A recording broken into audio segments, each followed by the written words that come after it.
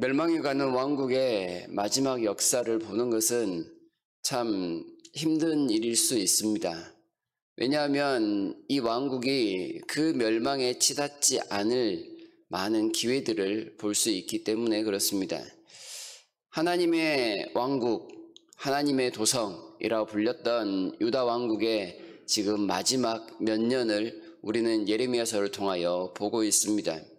마지막 왕은 시드기야라는 사람이었습니다. 그의 이름의 뜻은 여호와는 의로우시다라는 뜻입니다. 그러나 이 왕은 그의 이름과는 크게 상관없는 삶을 삽니다. 그는 바벨론 왕에 의해서 왕으로 세워진 인물입니다. 그는 아무런 정치적인 힘 없이 그저 바벨론의 꼭두각시로서 바벨론의 순종을 강요한 그런 인간적으로 보면 불행한 사람이었습니다. 멸망해 가는 왕국에서 왕의 힘이 있을 리 만무합니다. 모든 정치는 신하들의 힘으로 이루어집니다. 왕은 그저 신하들이 하라는 대로 제거하는 그런 모습만 보입니다. 이 상황에서 예레미야 선지자는 끊임없이 항복을 요구합니다. 더 이상 유다가 돌이킬 수 있는 상황은 뛰어넘었습니다. 이제 멸망은 불을 보듯 뻔한 일인데 단지 이 유다의 사람들이 죽지 않기를 바라는 마음에서 항복하라, 아주 간곡하게 부탁하듯 그렇게 여호와의 말씀을 전합니다. 유다가 죄로 인하여 멸망을 피할 수 없는 상황에서 사람들이 그들의 자존심을 버리고 바벨론에 항복할 수 있다면 그들의 목숨만은 건질 것이다. 하나님께서 마지막으로 베푸시는 자비였습니다. 그러나 이 왕궁에 있었던 신하들은 이런 예레미야의 말이 너무나도 듣기 싫었던 모양입니다. 그래서 4절에 보면 이렇게 이야기를 하죠. 이 사람이 백성의 평안을 구하지 아니하고 재난을 구하오니 청하건대 이 사람을 죽이소서. 여전히 이 왕의 신하들은 자신들이 바벨론과 싸울 수 있다 이렇게 생각하는 것 같습니다. 그래서 4절 말미에 군사의 손과 모든 백성의 손을 약하게 하나이다. 아직까지도 희망을 가지고 있습니다. 유다가 회복될 것이라는 그런 희망만입니다. 이미 국제 정세나 유다 왕국의 정세는 몰락해 가고 있는 상황입니다. 왕 역시도 바벨론의 꼭두각시로 세워진 왕이 아닙니까? 그러나 이들은 철저히 현실 도피적인 모습을 보입니다. 남은 군사들, 지금 남아있는 백성들의 마음이 허물어지고 있습니다. 그러니 이 예레미야는 우리 가운데 살아있어서는 안 되는 그런 사람입니다. 왕이시여 얼른 이 사람을 죽여주십시오. 이렇게 이야기를 합니다. 현실을 철저하게 부정함으로써 그들은 문제를 해결하려고 합니다. 그러나 이런 태도는 결코 문제를 해결하는 자세가 아닙니다. 내일에 대한 희망을 가지고 기도한다라고 해서 내일이 희망이 될 수 있느냐? 결코 그렇지 않습니다.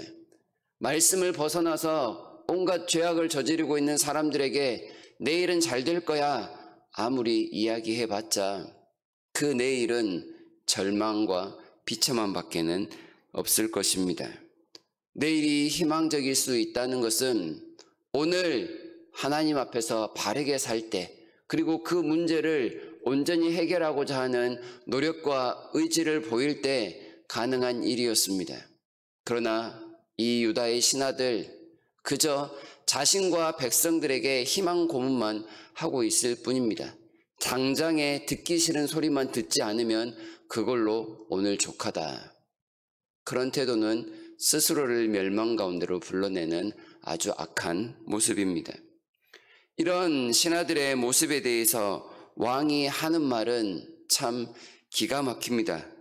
5절의 모습을 보면 시드기야 왕이 이르되 그가 너희 손 안에 있느니라. 왕은 조금도 너희를 거스를 수 없느니라. 왕으로서 할 말은 아닌 듯 합니다.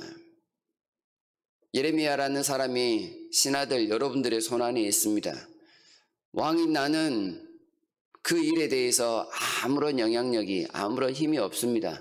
당신들이 하고 싶은 대로 하십시오. 차라리 자신을 왕으로 소개나 하지 않았으면 그나마 화가 덜 날 것 같습니다. 왕이라고 하면서 권위도 없고 의지도 없습니다. 더군다나 하나님의 말씀을 전하는 선지자에 대해서 어떤 존중하는 마음도, 아끼는 마음도 없습니다. 그는 개인적으로 예레미야를 불러다가 하나님의 말씀을 몇 차례 들었습니다. 그것은 최소한 예레미야를 향해서 하나님께서 보내신 선지자, 하나님의 말씀을 전하는 사람이라는 생각이 있었다는 뜻입니다.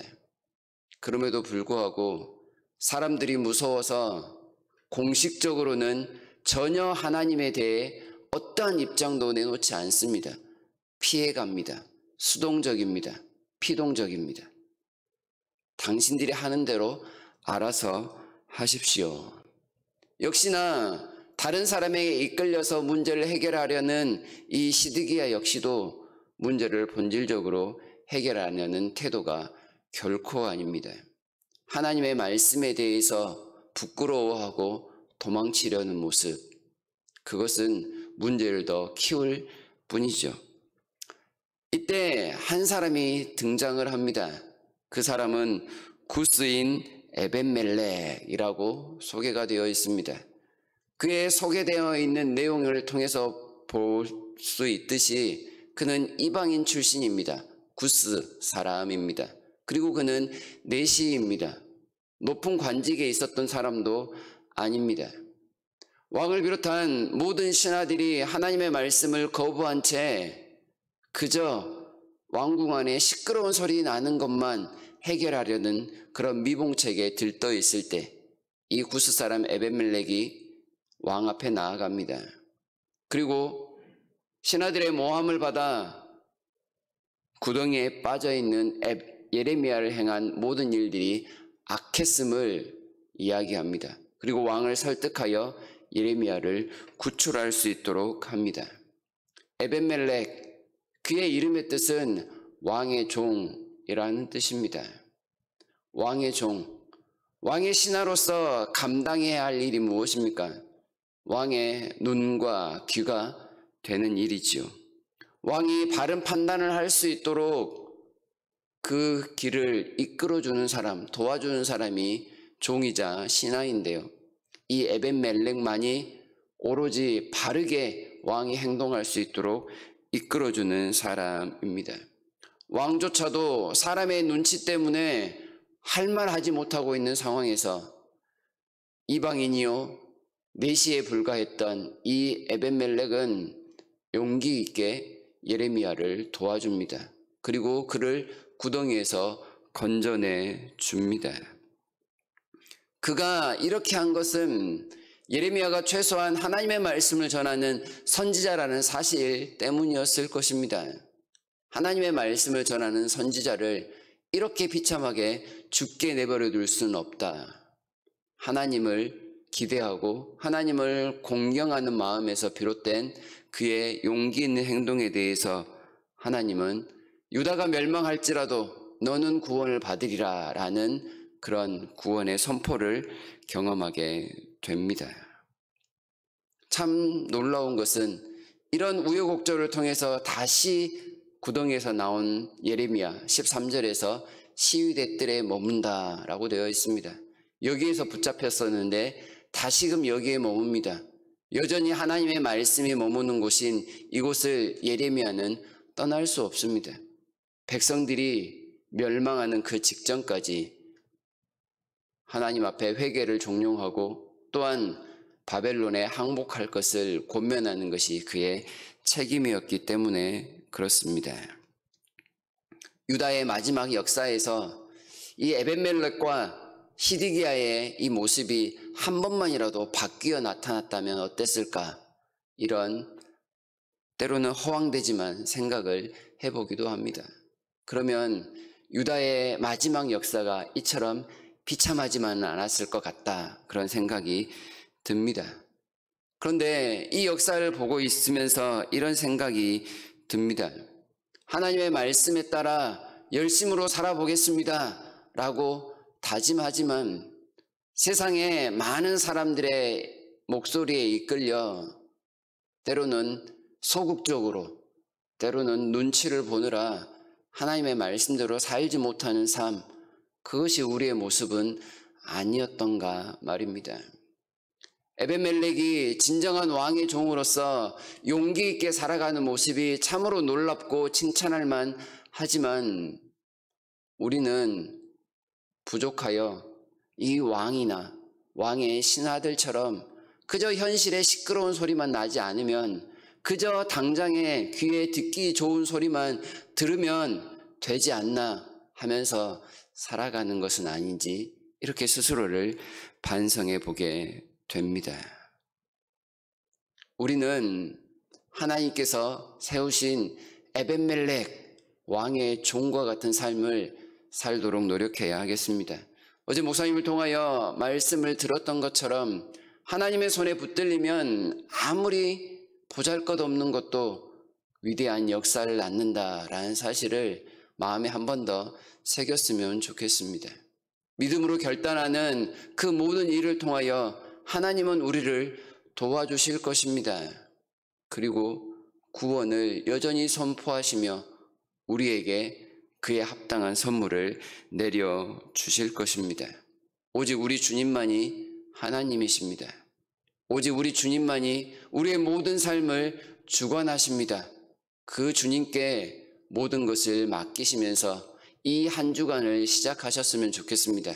그리고 오늘 하루를 믿음으로 시작하시는 저와 여러분 모두가 되기를 진심으로 바랍니다.